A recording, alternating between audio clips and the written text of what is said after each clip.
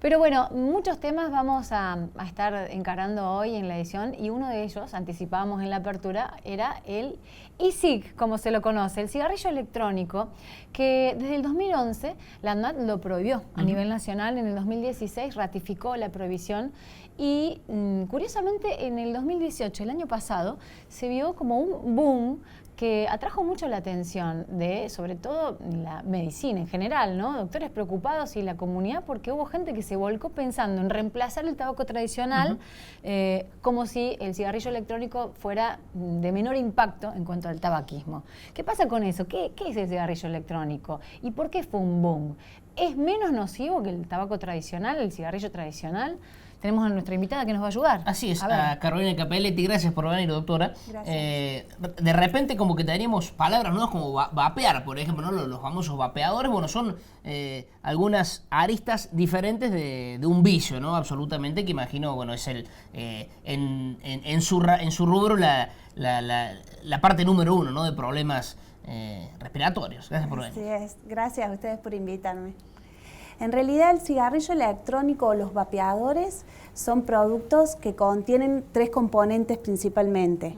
Una batería, una pequeña resistencia que calienta un líquido contenido en un cartucho, por lo cual ese líquido forma un vapor y por eso la forma de fumar este tipo de cigarrillos se le llama vapear.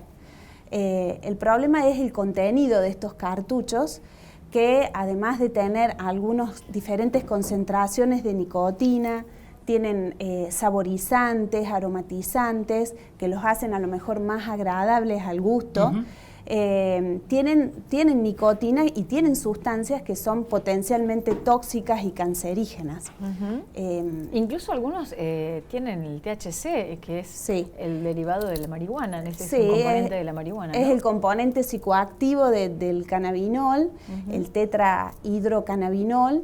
Y bueno, este componente junto con la nicotina es lo que se ha visto que está probablemente más relacionado, si bien no hay datos científicos fehacientes, con estas lesiones que puede producir a nivel pulmonar o esta injuria pulmonar en forma aguda el consumo del cigarrillo electrónico, los vapeadores. Claro.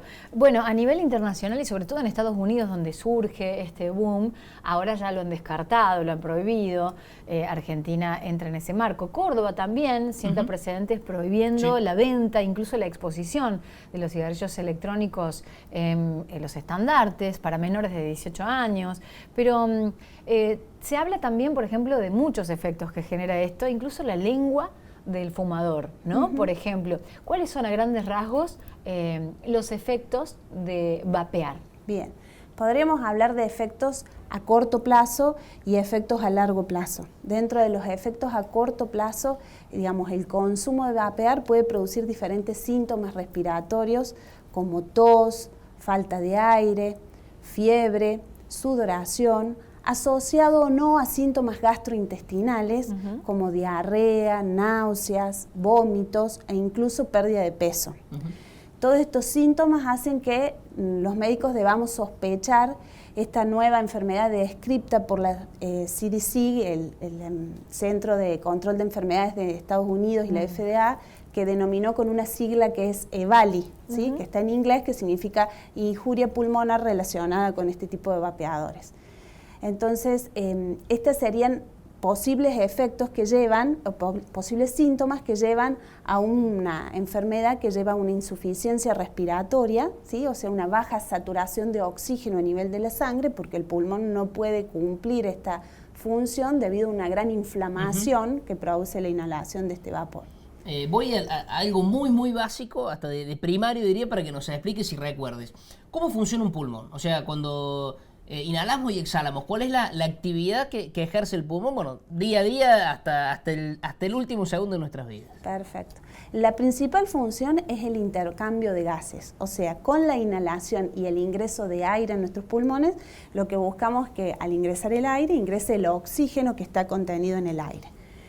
Al ingresar el oxígeno a nivel de las zonas más profundas del pulmón, el oxígeno difunde hacia la sangre y la sangre elimina a través también de un proceso de difusión el dióxido de carbono, que sería el gas que se produce por el metabolismo de nuestro cuerpo. ¿Los alvéolos qué función cumplen ahí? Bien, los alvéolos son el lugar en donde se produce ese intercambio, Bien. donde está contenido el aire por el cual el oxígeno difunde a los capilares, que son vasos sanguíneos muy permeables y muy pequeños que están en contacto con este aire alveolar.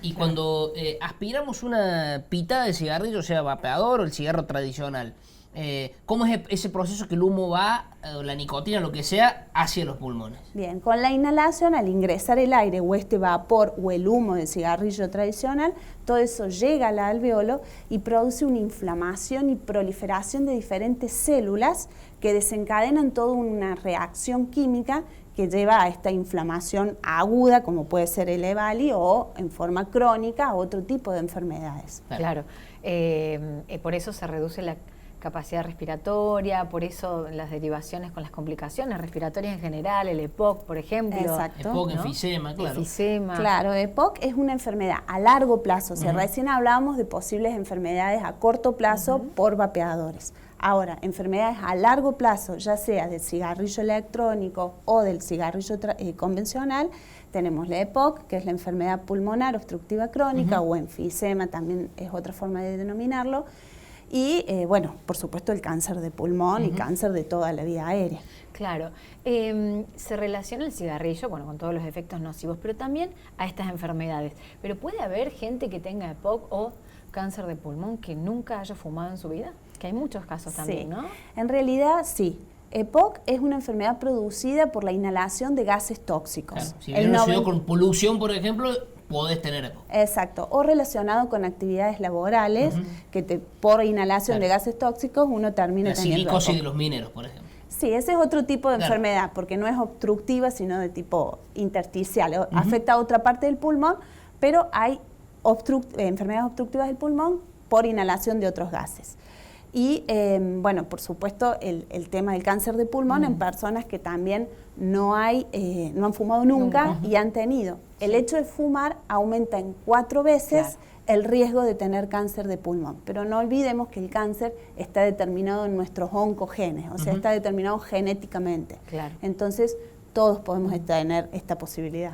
Yo sé que tu especialidad es, bueno, sos neumonóloga, pero se habla también del efecto del cigarrillo electrónico en la lengua del fumador, porque a veces no funcionan bien los dispositivos y esos componentes químicos que describía, doctora, caen directamente en la lengua, entonces uno va perdiendo la capacidad incluso gustativa y de percepción, digo, todas las propiedades que tiene las papilas, nada más y nada menos.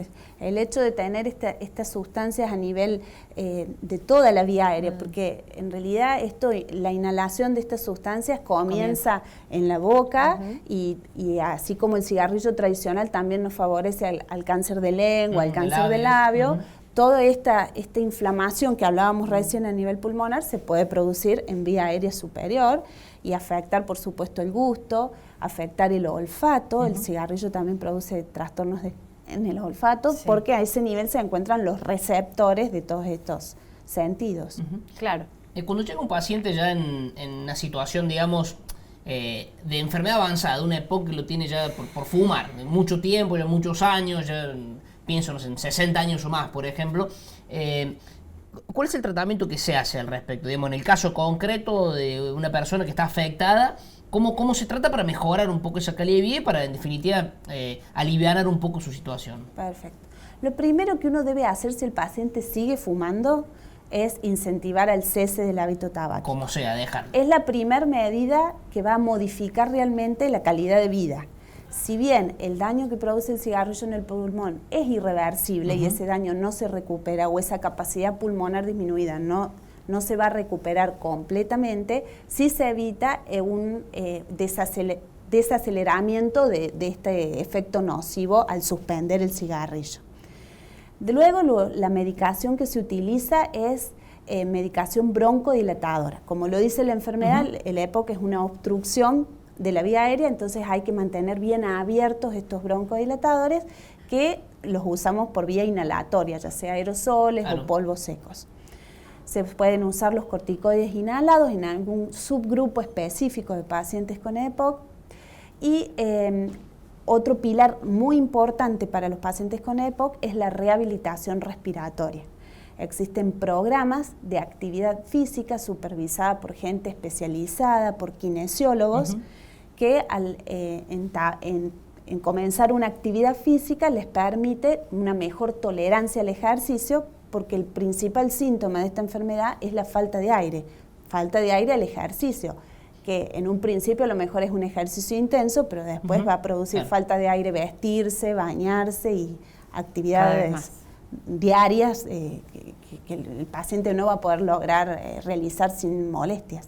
Doctora, ¿y hay cifras? Por ejemplo, en Río Cuarto ha llegado hasta su consultorio consultas por el consumo de cigarrillo electrónico. Hace poco internaron a personas, ¿no? En Buenos Aires, en Córdoba. Aparte muchos jóvenes. Muchos jóvenes, porque se ha apuntado como un mercado adrede, ¿no? De captación de público jovencito, de chicos jóvenes que a los cuales se les plantea esto de no consumir el tabaco tradicional como si esto fuera mejor. Claro. Y entonces, ¿han llegado a tu consultorio algunos casos en Río Cuarto? ¿De qué tipo? Casos de enfermos por este tipo, como se ha visto en pacientes internados, no hemos tenido. Lo que pasa que me parece que recién estamos definiendo la enfermedad y a dónde hay que apuntar y a prestar atención. Muchas veces, si uno no está correctamente informado de esto, no sabe que a lo mejor el paciente puede venir con este problema y no identificarlo. En realidad los síntomas, sobre todo ahora en invierno, pueden coincidir mucho con un proceso infeccioso respiratorio. Entonces ahora lo que tenemos que apuntar, así como todo neumonólogo pregunta si fuma, el paciente ahora sí está usando, porque mucha gente dice yo no fumo y no relatan el uso del cigarrillo electrónico. Del vapeador. Que gente que fume, que utilice, no fume, que utilice el cigarrillo electrónico, sí, muchos. Y es como que hay dos grupos, uno, el que vos decís, adolescentes que creen que al vapear es menos nocivo, que en realidad no lo es y eso tiene que quedar en claro. Sí. Y gente que es fumadora del cigarrillo tradicional, que busca dejar el cigarrillo tradicional vapeando como alternativa para el cese del hábito tabáquico, que tampoco es aconsejable. Como neumonólogo, ¿cuál es la peor patología? Sacando por ahí las cuestiones cancerígenas, que bueno, corresponden a una cuestión más genética, pero ¿qué es el caso más complejo que puede llegar? Bueno, yo creo que EPOC es una de las enfermedades más complejas que tenemos por la incapacidad que le produce al paciente. Es una de las enfermedades más prevalentes, más frecuentes en la consulta, junto con el asma bronquial. El asma en realidad tenemos mucha medicación y es más fácilmente tratable, digamos. El paciente anda mejor si cumple y tiene buena adherencia al tratamiento. Pero dentro de las enfermedades, digamos, incapacitantes, la EPOC es una de las peores. ¿Era una vieja creencia esa de mudarte a lugares secos con la cuestión del asma, ¿no? El famoso caso Che Guevara en Altagracia, ¿no? Asmático de Rosario, de un lugar húmedo a un lugar más seco. ¿Era una vieja creencia como que se utilizaba por más cultural que real, digamos? En realidad tiene cierta validez esta creencia, porque el hecho de pasar de un lugar húmedo, la humedad o los factores ambientales y climáticos influyen totalmente en el aire que estamos inhalando, así como estar en una con contaminación, polución ambiental y pasar al aire limpio de la sierra va a ayudar. O sea que no hay estudios científicos diciendo o avalen esta creencia para que de ahora en más todos nos mudemos a otra ciudad, pero existe esto de los factores climáticos que influyen totalmente. ¿Y qué es el asma? Perdón, Pau, ¿qué es el asma? El asma bronquial es una enfermedad inflamatoria que afecta a los bronquios, ¿sí? Que afecta a la vía aérea, que como consecuencia produce que los bronquios, que son las cañerías por donde circula el aire, se comporten como personas, digamos, chinchudas o irritables, y ciertas situaciones como la humedad del ambiente, un viento con tierra, el ejercicio, el estrés habitual, se comporten cerrándose y produciendo el broncoespasmo, que es el síntoma clásico del asma. Y ahí viene la medicación que abre esa cañería, digamos. Exactamente, así funciona. Estaba viendo cifras, ¿no?, en donde Argentina está liderando el registro latinoamericano de pacientes de una grave enfermedad pulmonar, como la fibrosis pulmonar idiopática. ¿Qué es esto, doctora? Bueno, dentro de las enfermedades pulmonares tenemos las enfermedades obstructivas, que es lo que hemos estado hablando hasta este momento, y las enfermedades intersticiales, que algo nombré antes, que son enfermedades que afectan a ese lugar, cuando hablamos del intercambio gaseoso que produce el pulmón, esa membrana a través del cual pasa el oxígeno o vuelve el dióxido de carbono hacia el aire que expiramos, esa membrana se afecta y se engrosa y se producen cicatrices. Esas son las enfermedades intersticiales y dentro de ellas estamos liderando la fibrosis pulmonar idiopática, que es como una enfermedad cicatrizante que va endureciendo el pulmón, que le quita su capacidad elástica. Esta enfermedad es idiopática porque no sabemos la etiología, si bien es más frecuente también en fumadores, otra causa por la cual no hay que fumar, claro. No sabemos cuál es la causa que la dispara, digamos, a la enfermedad. ¿Y el Puma Rodríguez, por ejemplo, fue trasplantado, fue intervenido? ¿La única forma de salir es el trasplante en este caso? No. Bueno, algo que me faltó hablar de EPOC también, otro pilar importante es el trasplante de pulmón, también en subgrupos de pacientes. Para esta enfermedad hay tratamiento médico.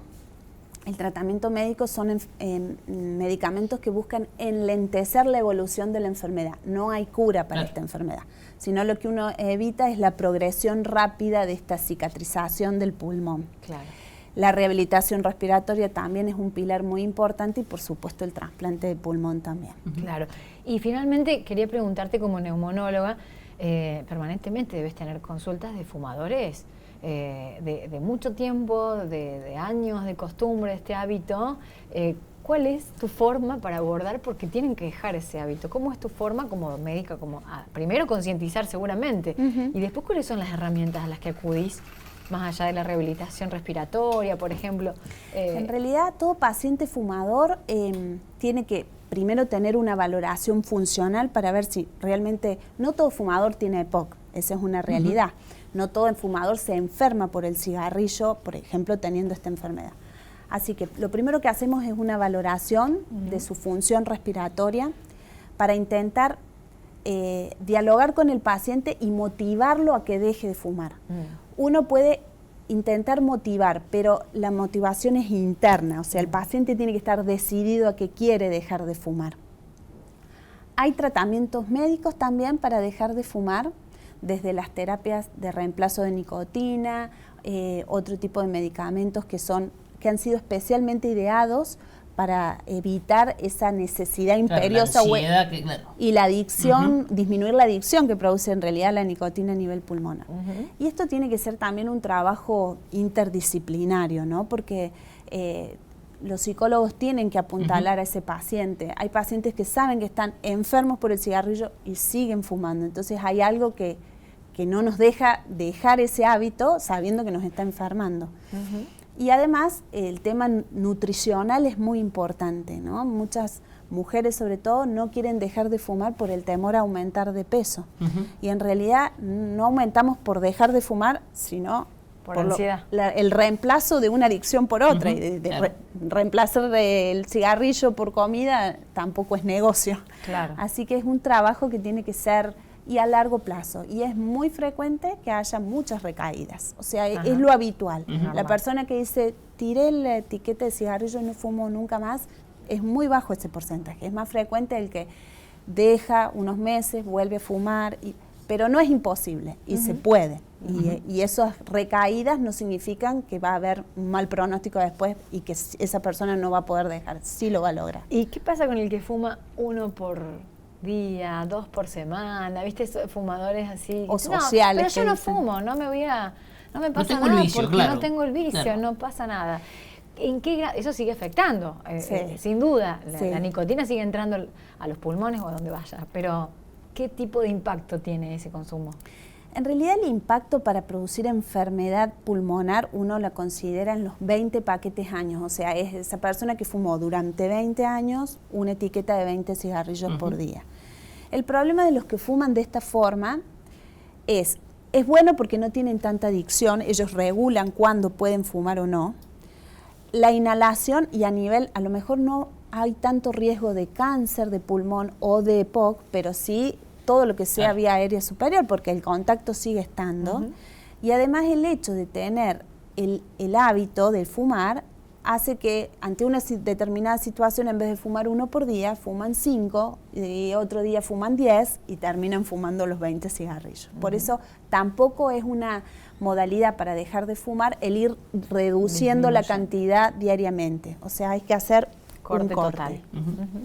Bueno, interesante. Sí, por supuesto. Como siempre. Muchas gracias por Gracias la por visita, venir. doctora. Gracias a ustedes. Muchas gracias.